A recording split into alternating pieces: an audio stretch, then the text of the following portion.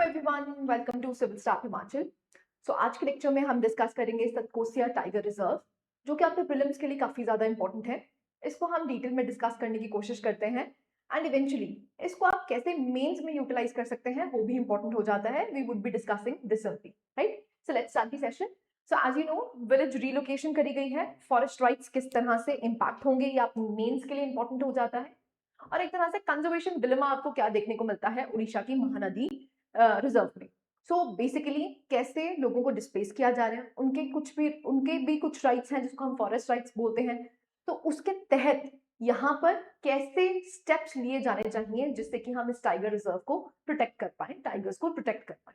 Now as you no 2007 में इसको notify किया गया था एज अ टाइगर रिजर्व।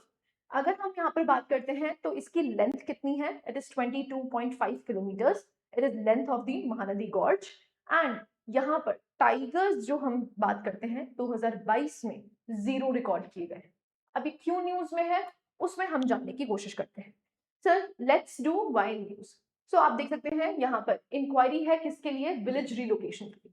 अब उड़ीसा गवर्नमेंट ने क्या बोला है कि एक हाई लेवल इंक्वायरी कमेटी बिठाई गई है जिससे वो एग्जामिन करना चाहती है कि क्या रीलोकेशन ऑफ विलेजेस होनी चाहिए from Satkosia tiger reserve, right? Now जो रेजिडेंट्स हैं वो ये अलेज कर रहे हैं कि हमें जबरदस्ती यहाँ से निकाला जा रहा है, तो forcefully displaced from their ancestral villages. जो ट्राइबल लोग हैं उनको जबरदस्ती, they are criticising the government step कि यहाँ पर हमें जबरदस्ती यहाँ से हमारे जो एंसेस्ट्रल फॉरेस्ट्री है उससे हमें दूर भगाया जा रहा है, राइट ना? कमिटी इसको क्या करेगी? वेरीफाई करेगी क्या ये रीलोकेशन होना भी चाहिए या नहीं। तो कमिटी इसलिए ही बिठाई गई है कि जो ये रीलोकेशन आपको देखने को मिले जस्टिफाइड है या नहीं। नाउ कोर क्वेश्चन क्या है? क्या ये डिस्प्लेसमेंट वॉलंटरी है, राइट्स कंप्लाइंट है या फिर कोर्सिव है? क्या जबरदस्ती इनको निकाला जा रहा है, right? As I told you, ये एज अ केस स्टडी आप मेंस में बहुत इजीली यूटिलाइज कर सकते हैं, चाहे आप यूपीएससी के लिए प्रिपेयर कर रहे हैं चाहे किसी स्टेट एग्जाम के लिए। You can utilise this case study बहुत इजीली एनवायरमेंट वाले क्वेश्चन में, राइट? प्रीलिम्स के तो in any sense it becomes important. जो महानदी वाला रीजन है वो ज्योग्राफिकली इंपॉर्टेंट हो जाता है एंड इवन ज्योग्राफी से के पर्सपेक्टिव से जो भी यहाँ पर ओरिएंटेड क्वेश्चंस हैं वो आपसे प्रीलिम्स में पूछे जा सकते हैं, राइट? नेक्स्ट अगर हम बात करते हैं laws and the committee will exam. ना सबसे पहला कौन सा है? Which is wildlife protection act. ना ये एक तरह से लीगल बेसिस देता है किसके लिए? नेशनल पार्क्स के लिए, टाइगर रिजर्व्स के लिए। अगर हम सतकोसिया टाइगर रिजर्व की बात करते हैं तो ऑब्वियसली बात है the government has the power under wild life protection act, जिससे कि वो क्या कर सकता है? इन चीजों को प्रोटेक्ट कर सकता है, वाइल्ड लाइफ सैंक्चुरीज को, ऐसे ही टाइगर रिजर्व्स को, और एक तरह से ये प्रोसेस क्रिएट करता है जो भी क्रिटिकल टाइगर रिजर्व्स हैं उनको प्रोटेक्ट करने के लिए उनके पास पावर्स एग्जिस्ट करती है। दूसरा है एक्ट जिससे डील किया जाएगा, it is forest rights act. ना फॉरेस्ट राइट्स एक्ट बेसिकली किसके राइट्स हैं? फॉरेस्ट ड्वेलर्स के, जो फॉरेस्ट में रह रहे हैं उनके राइट्स की बात करी गई है। अब अगर कम्युनिटीज ये कंप्लेन कर रही हैं कि हमें फोर्सफुली निकाला जा रहा है, दैट मीन्स उनके राइट्स क्या है? हैम्पर हो रहे हैं, राइट? आप देख सकते हैं recognises the rights of the forest dwelling communities and they require free informed will, है ना? कंसेंट होना चाहिए। तो उनका कंसेंट, दे आर सेइंग कि हमारे से कंसेंट नहीं लिया जा रहा और हमें फोर्सफुली यहाँ से निकाला जा रहा है, राइट? और तीसरा आता है जिसको हम एनटीसीए गाइडलाइंस कहते हैं। तो जो नेशनल टाइगर कंजर्वेशन अथॉरिटी है वो प्रिस्क्राइब करती है स्टैंडर्ड ऑपरेटिंग प्रोसीजर्स, जिसको एसओपीज कहा जाता है, जिससे कि वॉलंटरी विलेज रीलोकेशन और रिहैबिलिटेशन दी जाए।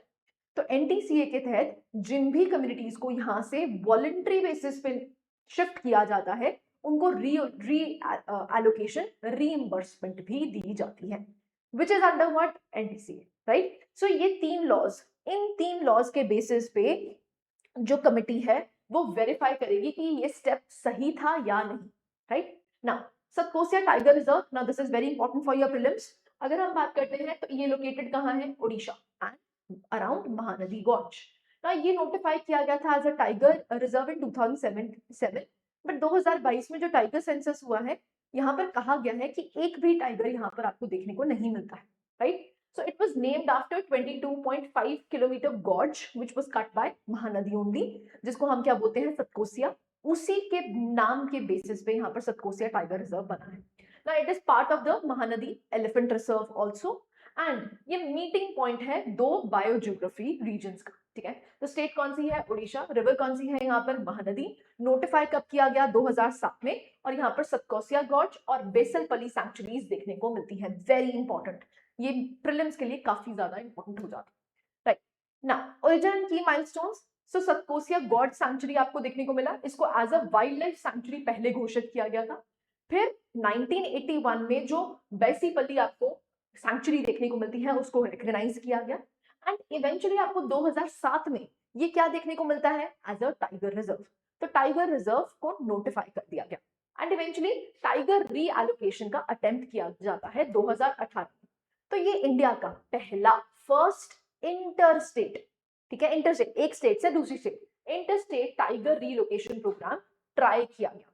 लेकिन इट इज सेड कि 2022 में जो रीसेंट सेंसस हुआ था, यहाँ पर आपको एक भी, नॉट इवन अ सिंगल, एक भी टाइगर देखने को नहीं मिलता है, ठीक है। तो ये रीलोकेशन सक्सेसफुल हुआ भी है या नहीं, वो देखने वाली बात है, राइट। तो ज्योग्राफिकल सिग्निफिकेंस की बात करते हैं तो एज आई टोल्ड यू, ये दो बायोजियोग्राफीज का मीटिंग पॉइंट है।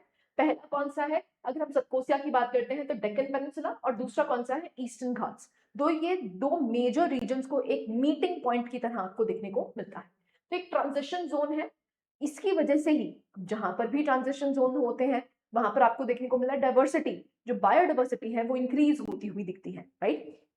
सो Deccan peninsula dry deciduous plateau है, और ईस्टर्न घाट्स की बात करते हैं तो डिसकंटिन्यूअस हिल रेंजेस आपको देखने को मिलती है अलोंग द ईस्टर्न कोस्ट। तो दो बायोजियोग्राफीज का मीटिंग पॉइंट है। सो हैबिटेट कैसा बन जाता है? रिवराइन, फॉरेस्ट और वेटलैंड। सो ये जो ट्रांजिशन जोन है, क्योंकि बायोजियोग्राफिक रीजन्स का आपको मीटिंग पॉइंट देखने को मिलता है, इसलिए यहाँ पर बायोडाइवर्सिटी ज्यादा होती है, राइट ना। अगर हम महानदी गॉर्ज की बात करते हैं तो ये क्या है? 22.5 किलोमीटर इसकी लेंथ आपको देखने को मिलती है। So it cuts long gorges through the reserve. दूसरा 3 in 1, तीन हैबिटेट्स आपको देखने को मिलते हैं। हैबिटेट टाइप्स क्या है? रिवराइन है, फॉरेस्ट और वेटलैंड है। तो ये एक तरह से एक ही जगह देखने को मिल रहे हैं। Can you see that? इसी की वजह से आपको देखने को मिलता है यहाँ पर आपको इकोटोन देखने को मिलता है ना, जिसको हम ट्रांजिशन जोन बोलते हैं, और यहाँ पर बायोडाइवर्सिटी ज्यादा होती है।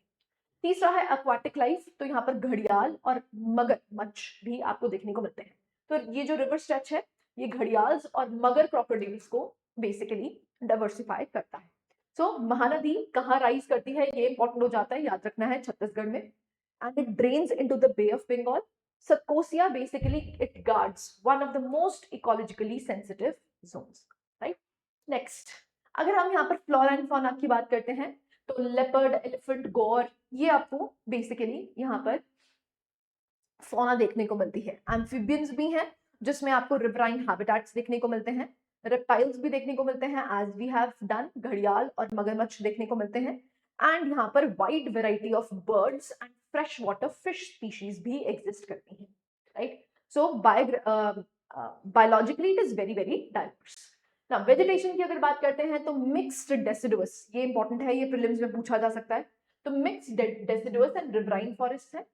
यहाँ पर आपको जो ट्रीज देखने को मिलते हैं, क्योंकि वेटलैंड्स भी एग्जिस्ट करते हैं, तो यहाँ पर साल ट्रीज हैं, ठीक है, they are important species. Other deciduous vegetation की अगर बात करते हैं तो forest canopy, dense forest canopy आपको यहाँ पर देखने को मिलती है। एंड जो रिवराइन बेल्ट्स हैं वो किसके अक्रॉस है, किसके साथ साथ चल रहे हैं? महानदी के साथ साथ चल रहे हैं। यहाँ पर आपको महानदी एलिफेंट रिजर्व भी देखने को मिलता है, तो सतकोसिया एलिफेंट रिजर्व का भी पार्ट है। तो इसकी वजह से यहाँ पर जो एलिफेंट कंजर्वेशन है और जो हैबिटेट कनेक्टिविटी है वो इसका मेजर पॉइंट हो जाती है ना। कनेक्टिविटी क्यों चाहिए? रिसेंटली सुप्रीम कोर्ट की गाइडलाइंस भी आई थी जहां पर यह कहा गया था कि it is the duty of the centre, even the states, to carry out what, इनके लिए पैसेजेस बनाए जाए जिनको हम एलिफेंट कॉरिडोर्स कहते हैं। तो अगर सतकोसिया में आपको एलिफेंट रिजर्व भी देखने को मिलता है तो it is the duty of the state कि वो यहाँ पर इजी ट्रांजिशन कर पाए। क्लैरिटी है? सो आप देख सकते हैं elephants they need large continuous ranges. अगर फ्रैगमेंटेड कॉरिडोर्स होंगे तो आपको ह्यूमन एलिफेंट कॉन्फ्लिक्ट देखने को मिल सकता है, राइट। ओके, नेक्स्ट आते हैं, अब जो टाइगर स्टेटस है वो एक तरह से डीप डिक्लाइन आपको देखने को मिल रहा है ना। अगर हम सतकोसिया की बात करते हैं तो नंबर ऑफ टाइगर्स 12 थे। कब? 2007 में, जब इसको टाइगर रिजर्व एलोकेट किया गया था। दूसरी स्टेट से यहाँ पर 7 टाइगर्स को बेसिकली शिफ्ट किया गया था, लेकिन 2018-19 की बात करते हैं तो सिर्फ एक रह गया, और रीसेंट डेटा जो आपको देखने को मिला है 2022 में सिर्फ 0 टाइगर्स है। क्लैरिटी है, ठीक है। सो आप देख सकते हैं in 15 years the tiger numbers they fell from 12 to 0, right. तो इससे क्या हो रहा है, जो state is considering renewed tiger supplementation to revive the population. So basically जो यहाँ पर स्टेट है वो कोशिश ये कर रही है कि हम इसको रिवाइव दोबारा कर सकें। कैसे? और टाइगर्स लेके आके, जिससे कि हम इसको सरवाइव करवा सकें। बट नंबर्स जो हैं वो डिसहार्टनिंग है ना। 12 से आपको सिंपल 0 देखने को मिल रहे हैं, तो सर्वाइवेबिलिटी नहीं है, राइट। सो इंडिया का पहला, एज आई टोल्ड यू, ये इंटरस्टेट टाइगर रीएलोकेशन था, तो 2018 में यहाँ पर रीएलोकेट करे गए। तो India first interstate tiger relocation programme was attempted in 2018। जो टाइगर्स है वो कहाँ से लेके आए गए? मध्य प्रदेश से लेके आए to repopulate the reserve, but the programme failed and it could not establish any significant changes. तभी आपको 0 टाइगर्स यहाँ पर देखने को मिल रहे हैं। तो ओडिशा फिर से कंसिडर कर रहा है कि हम यहाँ पर टाइगर सप्लीमेंटेशन करें, ठीक है। तो सतकोसिया याद रखना है, ये प्रीलिम्स फैक्ट है। It was the first interstate tiger relocation in India in 2018, जहां पर हमने मध्य प्रदेश से ट्रांसफर करे थे टाइगर्स, कहां पर? ओडिशा, ठीक है। सो एक तरह से ये लेसन क्या देता है, अब ये आप मेंस में एज अ केस स्टडी लिख सकते हो कि सिर्फ ट्रांसलोकेशन वैलिड नहीं है, मतलब ये सफिशिएंट नहीं है, it can not revive a reserve. आपको वहां पर हैबिटेट, एडिक्वेट प्रे बेस और लोकल कम्युनिटी की सपोर्ट लेनी पड़ेगी, तब जाके आप कह सकते हो कि जो भी आप प्रोग्राम चला रहे हो, जिसमें आप एक तरह से एक स्टेट से दूसरी स्टेट में कोई भी पॉपुलेशन लेके आना चाह रहे हो, उसके लिए आपको मेजर स्टेप्स में जो पॉपुलेशन लेके आ रहे हो वो तो है ही है, लेकिन साथ ही साथ आपको वहां का हैबिटेट, वहां का प्रे बेस बढ़ाना पड़ेगा, तब जाके हम कह सकते हैं कि ये सरवाइव कर पाएगा। क्लैरिटी है, ठीक है ना। कंजर्वेशन चैलेंजेस क्या होते हैं? ऑब्वियसली बात है, जब उसको रिजर्व बनाया जाता है तो वहां पर जो लोकल पॉपुलेशन रह रही होती है उनको रिलोकेट किया जाता है, तो जो विलेजेस हैं वो एक तरह से वल्नरेबल हो जाते हैं, ठीक है। दूसरा आपको देखने को मिलता है रिलोकेशन कंसर्न्स हैं। अब एलिगेशंस लगाई गई हैं कि यहाँ पर फोर्स्ड रिलोकेशन करवाई जा रही है, जो कि एक कंसर्न की बात है। ऐसे इन वायलेट द हैबिटेट। सो ये एक तरह से क्रिएट करता है disturbance free course areas which is essential for the tigers. Failed reintroduction है, एज आई टोल्ड यू 2018 में कोशिश की गई, लेकिन फिर भी आपको सर्वाइवेबिलिटी नहीं देखने को मिली, राइट। सो सिर्फ ये सफिशिएंट नहीं है, आपको लोकल कम्युनिटीज को इन्वॉल्व करना होगा, जितने भी स्टेक होल्डर्स हैं, इंक्लूसिव डेवलपमेंट हो पाएगी, नहीं तो नहीं हो पाएगी, राइट। सो कंजर्वेशन वर्सेस कम्युनिटी राइट्स। सो एक तरफ कंजर्वेशन है, क्योंकि वाइल्ड लाइफ प्रोटेक्शन एक्ट यहाँ पर पावर देता है कि आप यहाँ पर क्या कर सकते हैं, रीलोकेशन कर सकते हैं। बट प्रॉब्लम क्या है, जब आप रीलोकेट करते हैं तो जो उनकी एंसेस्ट्रल फॉरेस्ट्री है वो एक तरह से हैम्पर होती है, राइट। तो एक तरफ क्या है, इट इज द कंजर्वेशन, और दूसरी तरफ क्या है, इट इज कम्युनिटी राइट्स। अब ये मेंस के लिए इंपॉर्टेंट हो जाता है, राइट। सो जो टाइगर्स हैं they need large and undisturbed area, right. अब उसके लिए क्या करना पड़ता है, आपको यहाँ पर रीलोकेट करना पड़ता है, राइट। जो विलेजेस हैं इनसाइड द कोर एरियाज, जिनको हम कोर एरियाज कहते हैं, अब उसकी वजह से क्या होती है, प्रे डेंसिटी इफेक्ट होती है, जिसकी वजह से देयर इज सर्वाइबिलिटी, जो उनकी सर्वाइबिलिटी है वो कम हो जाती है, राइट। ऐसे ही वॉलंटरी रीलोकेशन, जिसमें फेयर कॉम्पनसेशन होना चाहिए, ये एक तरह से ड्यूटी बन जाती है स्टेट और सेंटर की कि उनको फेयरली कॉम्पनसेट किया जाए, उनको फोर्सेबल रीलोकेशन ना करवाई जाए, राइट। ऐसे ही राइट्स आर्ग्यूमेंट क्या है, अब जो रेजिडेंट्स हैं वो ये कहते हैं कि भाई हम सदियों से यहाँ रह रहे हैं, आज के नहीं, हमारे एंसेस्टर्स यहाँ से रह चुके हैं, तो जब आप हमें रीलोकेट करें तो हमारा लाइवलीहुड भी तो खतरे में है, राइट। दूसरा जो फॉरेस्ट राइट एक्ट है वो इनको राइट्स भी देता है, तो इसीलिए ये अपना हक मांग रहे हैं। किस एक्ट के तहत? फॉरेस्ट राइट्स एक्ट के तहत। अब कंसेंट जो होनी चाहिए, अगर आप इनसे कंसेंट ले रहे हो तो फोर्सेबल कंसेंट नहीं ले सकते आप इनसे, है ना। आपको क्या चाहिए, यहाँ पर उनका वॉलंटरी होना चाहिए, फ्री होना चाहिए, इन्फॉर्म्ड होना चाहिए। और अगर आप उनकी डिस्प्लेसमेंट कर रहे हो but there is no rehabilitation, ना रिहैबिलिटेशन का मतलब क्या होता है भाई, उनको जैसा उनका हैबिटेट था उस हैबिटेट के environmental friendly plus livelihood friendly too, क्योंकि अगर आपने एक जगह से दूसरी जगह उनको शिफ्ट कर दिया, उनका लाइवलीहुड भी तो इम्पैक्ट होता है, ठीक है। तो इसीलिए आपको यहाँ पर रीलोकेशन, डिस्प्लेसमेंट तो कर रहे हो but displacement without rehabilitation is nothing, right. So ये बहुत ज्यादा इंपॉर्टेंट हो जाता है, that is why they are asking their rights. Now what you need to do, balancing tigers and people, this is the way forward, right. अब way forward यही होना चाहिए, स्ट्रिक्ट लीगल कंप्लायंस होनी चाहिए, जिसमें वॉलंटरी बेसिस पर displacement हो। दूसरा, फ्री एंड इन्फॉर्म्ड कंसेंट होना चाहिए, जिन लोगों को आप डिस्प्लेस कर रहे हैं किसके तहत, फॉरेस्ट राइट्स एक्ट के तहत उनका फ्री एंड इन्फॉर्म्ड कंसेंट जरूरी है। तीसरा, यहाँ पर सिर्फ टाइगर्स रीलोकेट करने से कुछ नहीं हो जाएगा, आपको वहां का प्रे बेस, वहां का आपका जो हैबिटेट है उसकी रिकवरी की जरूरत है, तब जाके आप कह सकते हो जो स्टेप्स यहाँ पर रीलोकेशन के करे जा रहे हैं टाइगर्स के वो सक्सेसफुल होंगे, नहीं तो नहीं, राइट। ऐसे ही community partnership, as I told you, जब तक कम्युनिटी पार्टिसिपेट नहीं करेगी तब तक ये जो रीलोकेशन है इंटरस्टेट, चाहे आप टाइगर्स ले भी आए तब भी वो सक्सेसफुल नहीं हो पाएंगे जब तक कम्युनिटी पार्टनरशिप नहीं होगी, right. So involve the local people in eco tourism, जिससे कि उनका लाइवलीहुड भी इम्पैक्ट ना हो और दूसरी तरफ कंजर्वेशन भी हो जाए। So this is the way forward, right. So conservation होनी चाहिए, it is necessary but it should be with consent. Clarity है? तो एक बार क्विकली रिवाइज कर लेते हैं हम प्रीलिम्स के लिए। सो आप देख सकते हैं, अगर सतकोसिया टाइगर रिजर्व की बात करते हैं तो ये ओडिशा में on the Mahanadi Satkosia gorge और बेसपल्ली आपको देखने को मिलती है।